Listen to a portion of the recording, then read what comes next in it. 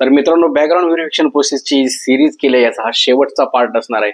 Total आपण यामध्ये 10 part केले आहेत. ही पूर्ण सिरीज तुम्हाला कशी वाटली कमेंट करून नक्की सांगा. व्हिडिओ जर फायदेशीर वाटत असेल तर फॉलो करा. वळूया आजच्या टॉपिककडे. बरेच जणांचा असा समज असतो की बॅकग्राऊंड व्हेरिफिकेशन प्रोसेसमध्ये फक्त प्रिव्हियस एम्प्लॉयमेंट किंवा प्रिव्हियस कंपनीज व्हेरीफाय झाल्या म्हणजे व्हेरिफिकेशन झालं, पण असं नाहीये. बॅकग्राऊंड व्हेरिफिकेशन प्रोसेसमध्ये प्रिव्हियस एम्प्लॉयर व्यतिरिक्त अजून बऱ्याच गोष्टी व्हेरीफाय केल्या जातात. त्यामध्ये पहिलं म्हणजे आयडेंटिटी व्हेरिफिकेशन. यामध्ये तुमचा पॅन कार्ड, आधार कार्ड, ऍड्रेस प्रूफ या गोष्टी व्हेरीफाय केल्या जातात. त्यानंतर तुमचं एज्युकेशनल व्हेरिफिकेशन, यामध्ये तुमचं डिग्रीज, एज्युकेशनल डॉक्युमेंट्स व्हेरीफाय केले जातात. त्यानंतर ऍड्रेस व्हेरिफिकेशन. ऍड्रेस व्हेरिफिकेशन मध्ये तुमचा current address, permanent address verify केले जातात.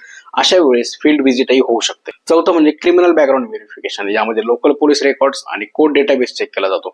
यामध्ये काही मेजर इश्यू आढळला तर बॅकग्राऊंड व्हेरिफिकेशन टीम तुमचं एम्प्लॉयमेंट रिजेक्टही करू शकते. याचाच अर्थ बॅकग्राऊंड व्हेरिफिकेशन म्हणजे फक्त प्रिव्हियस एम्प्लॉयमेंटचं व्हेरिफिकेशन नाही, तर तुमचं पूर्ण 360 व्हेरिफिकेशन होतं आणि त्यानंतरच तुम्ही कंपनीमध्ये एम्प्लॉयमेंटसाठी इलिजिबल होता. त्यामुळे ऑनेस्ट राहा आणि या गोष्टींसाठी प्रिपेअर राहा.